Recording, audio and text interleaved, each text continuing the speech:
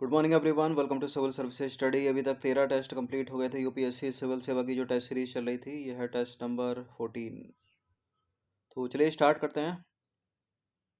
UPSC की test series है, playlist इसकी बना रखी है, वहाँ पर आप टेस्ट नंबर 1 से लेकर 14 तक पहुँच सकते हैं। प्रैक्टिस इसमें करंट से रिलेटेड प्रश्नों पर ही करेंगे। क्वेश्चन नंबर 1 है यहाँ पर 2 स्टेटमेंट वाला। निम्नलिखित कथनों पर विचार करेंगे। किसान क्रेडिट कार्ड की सुविधा का विस्तार मत्स्य पालन और पशुपालन करने वाले किसानों तक कर दिया गया है। पिछले दशक में जो खाद्य सब्सिडी है वो लगातार बढ़ी है। कौन सा इसमें सही है? पिछले दशक में यानी पिछले 10 वर्षों में। ये दशक से लेकर प्रश्न एग्जाम में स्टेटमेंट बनाकर कर लेते हैं। ठीक है, खाद्य सब्सिडी की जगह कुछ और हो सकता है।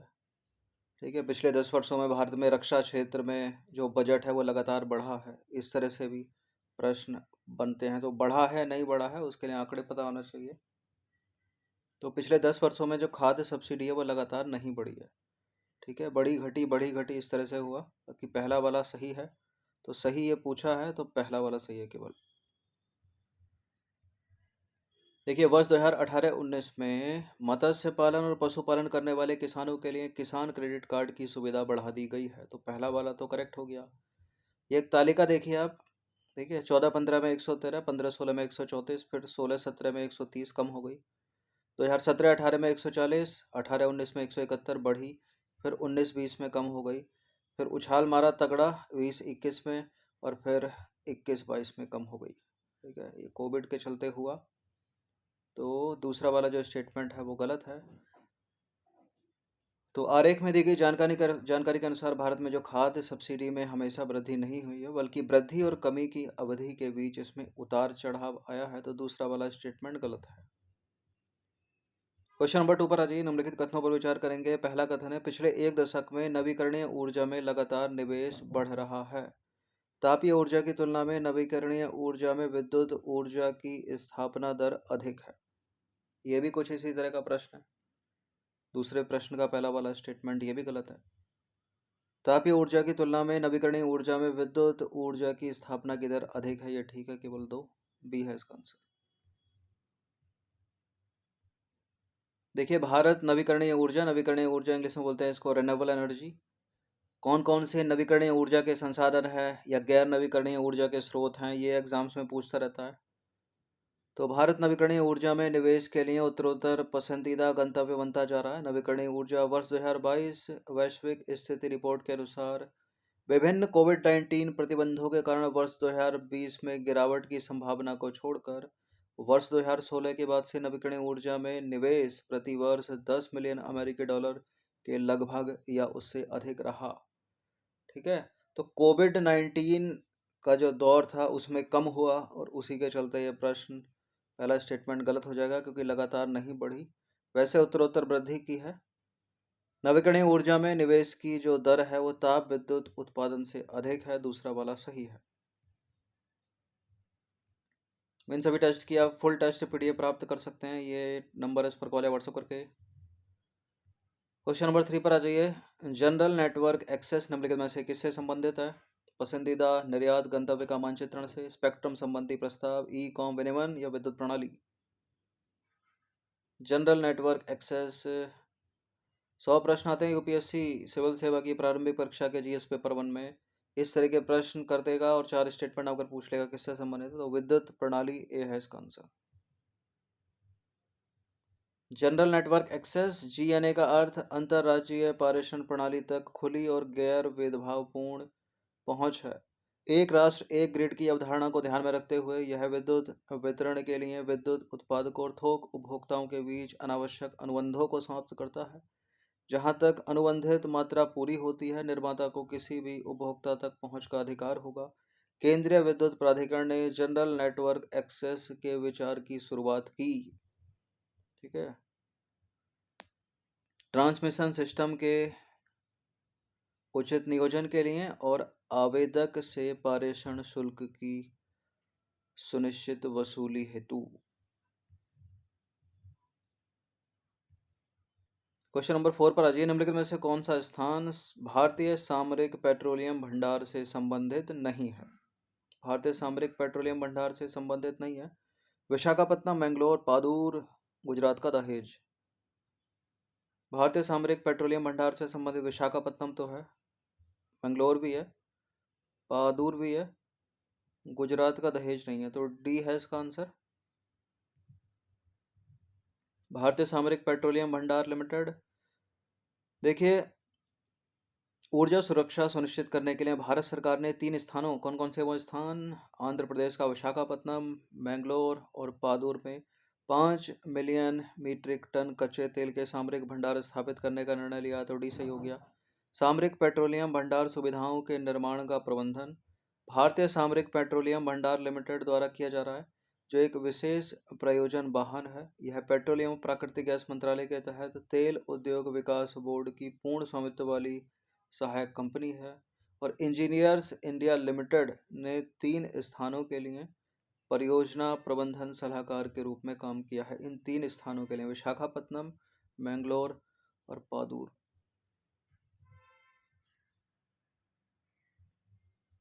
क्वेश्चन नंबर 5 पर आ जाइए। मेगा फूड पार्क योजना के संबंध में निम्नलिखित कथनों पर विचार करेंगे।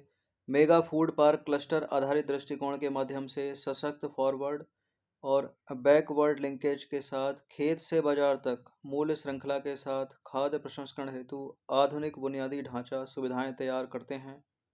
खाद्य प्रसंस्करण उद्योग मंत्रालय देश में मेगा फूड पार्क योजना लागू कर रहा है क्या?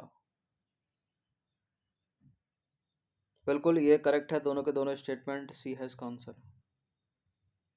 देखिए, खाद्य प्रसंस्करण उद्योग मंत्रालय एक क्लस्टर के माध्यम से खेत से बाजार तक मूल्य श्रृंखला के साथ खाद्य प्रसंस्करण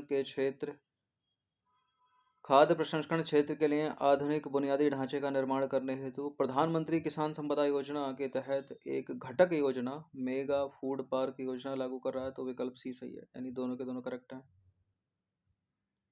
कृषि लागत और मूल्य आयोग के संबंध में निम्नलिखित कथनों पर विचार करेंगे। न्यूनतम समर्थन मूल्य यानी एमएसपी कृषि लागत और मूल्य आयोग की अनुशंसाओं पर आधारित है। यह कृषि और किसान कल्याण मंत्रालय का एक संलग्न कार्यालय है। यह कौन? कृषि लागत और मूल्य आयोग।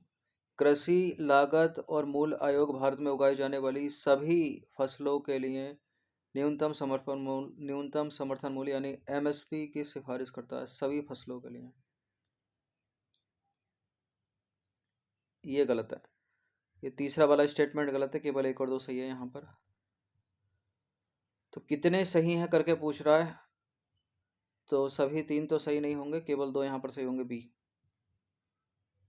कृषि लागत और मूल्य आयोग यानी commission for agriculture cost and prices. देखिए, न्यूनतम समर्थन मूल्य यानी एमएसपी वह गारंटीकृत राशि है जो किसानों को तब दी जाती है जब सरकार उनकी फसल खरीदती है।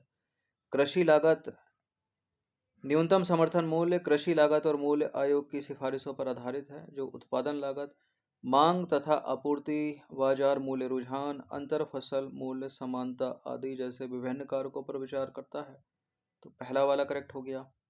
कृषि लागत और मूल्य आयोग कृषि एवं किसान कल्याण मंत्रालय का एक संलग्न कार्यालय है। इसका गठन हुआ था जनवरी 1965 में, तो दूसरा वाला सही हो गया।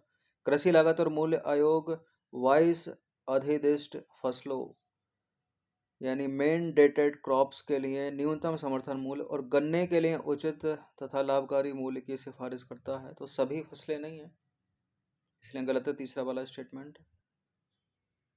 ये एग्जाम्स में बड़ा प्रश्न पूछा गया, गन्ने के लिए उचित और लाभकारी मूल्य कौन तैयार करता है, तो कृषि लागत और मूल्य आयोग। कई बार प्रश्न बना है, ठीक है, कॉम्पिटिटिव एग्जाम में, यूपीएससी ने खुद किया है। क्वेश्चन नंबर 7 पर आ जाइए। 2 स्टेटमेंट वाला है ये प्रश्न। समुद्री हीट वेव है पहले में, और दूसरे में है एक्सट्रीम इवेंट एट्रीब्यूशन। समुद्री हीट वेव एक चरम मौसमी घटना है जब किसी समुद्री क्षेत्र की सतह का तापमान कम से कम 5 दिनों के लिए औसत से 3 से 4 डिग्री सेल्सियस ऊपर बढ़ जाता है। एक्सट्रीम इवेंट एट्रीब्यूशन तकनीक यह मूल्यांकन करती है कि मानव प्रेरित जलवायु परिवर्तन विशिष्ट चरम मौसम की घटनाओं को कितना प्रभावित करते हैं, और गलत पूछा है कि इन दोनों में से कौन सा स्टेटमेंट गलत है। गलत तो तभी हो जाएगा जब ऊपर की डेफिनेशन नीचे वाले के लिए होगी, नीचे की ऊपर वाले के लिए होगी, या कुछ और के लिए होगी, लेकिन ऐसा कुछ नहीं है, दोनों के दोनों बिल्कुल सही हैं। अब इनकरेक्ट पूछा, इनकरेक्ट कोई है ही नहीं इसमें, तो डी है इसका आंसर, क्योंकि दोनों के दोनों सही है ये। देखिए, समुद्री हीट वेव एक विषम मौसमी घटना है जो समुद्र के किसी क्षेत्र की सतह का ताप निरंतर 5 दिनों के लिए औसत तापमान से 3 अथवा 4 डिग्री सेल्सियस अधिक होने पर होती है। तो पहला वाला सही हो गया। National oceanic and atmospheric administration के अनुसार समुद्री हीट वेव की निरंतरता सप्ताह, महीनों अथवा वर्षों तक बनी रह सकती है। एक्सट्रीम इवेंट एट्रीब्यूशन तकनीक यह निर्धारित करती है कि मानव प्रेरित जलवायु परिवर्तन किस हद तक विशिष्ट चरम मौसम की घटनाओं की संभावना और गंभीरता को प्रभावित करते हैं। तो दूसरा वाला भी सही हो गया। अब आ जाइए क्वेश्चन नंबर 8। वैसे तो ये एनवायरमेंट इकोलॉजी का प्रश्न है, लेकिन करंट अफेयर से रिलेट करके इसको पूछा गया है। और प्रश्न क्या है, हाल ही में यूएई, सऊदी अरब, बहरीन और ओमान जो है क्लाउड सीडिंग के कारण भारी वर्षा का सामना कर रहे हैं, जिससे हुआ क्या है, बाढ़ की समस्या पैदा हो गई है, जिस कारण अत्यधिक जान माल की क्षति हो रही है। आपको बताना है कि क्लाउड सीडिंग में किन किन रसायनों का उपयोग किया जाता है। ठोस कार्बन डाइऑक्साइड यानी शुष्क बर्फ, पोटेशियम आयोडाइड, सिल्वर आयोडाइड। नीचे है आपके कूट। इंपॉर्टेंट है, दुबई एयरपोर्ट बंद है। ठीक है, कई लोगों की जानें चली गई इसमें, ये खाड़ी देशों में बाढ़ का कारण। ठीक है, कुछ एक्सपर्ट्स इसको क्लाइमेट चेंज भी मान रहे हैं, लेकिन क्लाउड सीडिंग भी मुख्य कारण है। तो क्लाउड सीडिंग में जिन जिन रसायनों का उपयोग होता है, बहुत पूछा गया एग्जाम्स में प्रश्न। सिल्वर आयोडाइड को लेकर बहुत पूछते हैं, लेकिन पोटेशियम आयोडाइड भी यहाँ पर है, और ठोस कार्बन डाइऑक्साइड। इन तीनों का उपयोग क्लाउड सीडिंग या आर्टिफिशियल रेन या कृत्रिम वर्षा कराने में होता है। तो करेक्ट है तीनों के तीनों स्टेटमेंट 1 2 3। देखिए, क्लाउड सीडिंग के लिए उपयोग किए जाने वाले सबसे आम रसायनों में सिल्वर आयोडाइड, पोटेशियम आयोडाइड, सूखी बर्फ यानी ठोस कार्बन डाइऑक्साइड का उपयोग किया जाता है। जो तरल प्रोपेन जो गैस में फैलता है, इसका भी उपयोग किया जाता है। यह सिल्वर आयोडाइड की तुलना में उच्च तापमान पर बर्फ के क्रिस्टल का उत्पादन कर सकता है। क्लाउड सीडिंग से तात्पर्य शुष्क बर्फ और सिल्वर आयोडाइड जैसे पदार्थों का उपयोग करके वर्षण कराने की प्रक्रिया से है। क्लाउड सीडिंग रसायनों में मुख्य रूप से सिल्वर आयोडाइड, पोटेशियम आयोडाइड और शुष्क बर्फ यानी ठोस कार्बन डाइऑक्साइड शामिल है। इन तीनों को मुख्य रूप से याद रखिएगा। क्लाउड सीडिंग जो है बादलों में आर्द्रता यानी ह्यूमिडिटी पैदा करने का एक कृत्रिम तरीका है, जिससे वर्षा होती है।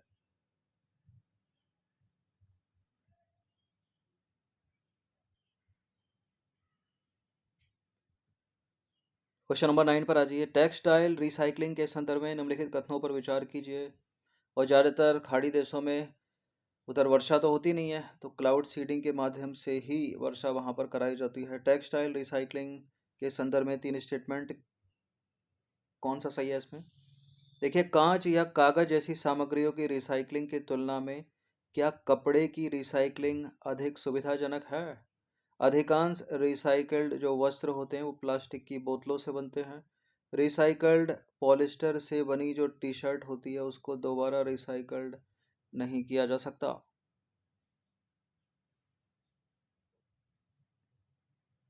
देखिए, कांच या कागज जैसी सामग्रियों की रिसाइकलिंग की तुलना में कपड़े की रिसाइकलिंग कठिन है। तो गलत है पहला स्टेटमेंट। कांच और कागज की रिसाइकलिंग करना आसान है टेक्सटाइल रिसाइकलिंग की तुलना में। अधिकांश रिसाइकल्ड वस्त्र प्लास्टिक की बोतलों से बनते हैं। रिसाइकल्ड पॉलिस्टर से बनी जो टी शर्ट होती है उसको दोबारा रिसाइकल्ड नहीं किया जा सकता। तो जहाँ जहाँ एक है उसको हटा दीजिए, केवल 2 और 3 इसका आंसर हो जाएगा बी। तो टेक्सटाइल रिसाइकलिंग, रिसाइकलिंग यानी पुनर्चक्रण। टेक्सटाइल रिसाइकलिंग कागज या कांच जैसी पुनर्चक्रण सामग्री की तुलना में अधिक जटिल है। तो पहला वाला गलत है। अधिकांश पुनर्नवीनीकृत वस्त्र प्लास्टिक की बोतलों या पीईटी बोतलों यानी पॉली इथाइलेन टेरेफ्थलेट से प्राप्त होते हैं, जो जीवाश्म ईंधन से निर्मित हैं। तो दूसरा वाला सही है। हालांकि प्लास्टिक की बोतलों के विपरीत, जिन्हें कई बार पुनर्चक्रण किया जा सकता है, पुनर्चक्रण पॉलिस्टर से बनी टी शर्ट को दोबारा पुनर्चक्रण नहीं किया जा सकता। ठीक है,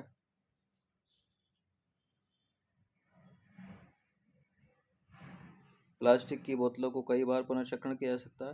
लेकिन पुनर्चक्रण पॉलीएस्टर से बनी जो टी शर्ट है उसको दोबारा पुनर्चक्रण नहीं कह सकता उसको। अब आ जाइए क्वेश्चन नंबर 10 पर। निम्नलिखित में से कौन सा देशों का समूह इजराइल के साथ सीमा साझी करता है?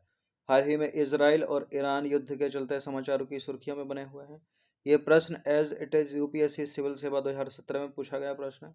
इस बार भी इस प्रश्न को पूछा जा सकता है यूपीएससी प्रीलिम्स में, बशर्ते प्रश्न को पूछने के तरीके बदल जाएंगे। यहाँ 4 स्टेटमेंट सीधा बनाकर पूछा है, 4 विकल्पों में वो स्टेटमेंट बनाकर पूछ लेगा। ठीक है, तो इजराइल और ईरान दोनों का याद रखिएगा। तो इजराइल जो है वो जिन जिन देशों के साथ सीमा बनाता है, देखिए इसमें दिख रहा होगा, ये इजराइल है, ये भगवा, ये केसरिया।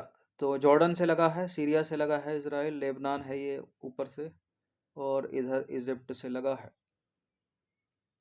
तो लेबनान, सीरिया, जॉर्डन और इजिप्ट यानी मिस्र, तो ए इसका आंसर हो जाएगा। ठीक है, देखिए इजराइल की 4 पड़ोसी देशों के साथ सीमाएं हैं। 1949 युद्ध विराम समझौते की ग्रीन लाइन के अनुसार उत्तर में इजराइल की सीमा लेबनान से लगी है, पूर्वोत्तर में गोलन हाइट्स और सीरिया से लगी है, पूरब में वेस्ट बैंक और जॉर्डन से लगी है, दक्षिण पश्चिम सीमा इसकी गाजा पट्टी और मिस्र से लगी है। तो मिस्र हो गया, जॉर्डन हो गया, सीरिया हो गया और लेबनान हो गया। अगर किन किन देशों से लगी है तो ये आंसर दिए जाएंगे, और सीधे सीधे पूछ ले किन किन से लगी है, तो गोलन हाइट से भी लगी है, वेस्ट बैंक से भी लगी है, गाजा पट्टी से भी लगी है, और भूमध्य सागर से भी लगी है, मेडिटेरियन सी से भी लगता है इजराइल। भूमध्य सागर इजराइल की पश्चिमी सीमा है और इजराइल की राजधानी क्या है? जेरूसलम। ठीक है, पूर्व में जॉर्डन है, वेस्ट बैंक है, और पूर्वोत्तर में सीरिया है, गोलन हाइट्स है।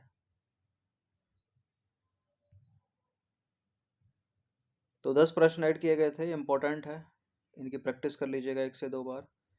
धन्यवाद। पालेस्तीन भी है, लेकिन पालेस्तीन को पूर्ण राष्ट्र नहीं माना जाता। ठीक है, अर्ध राष्ट्र है वो।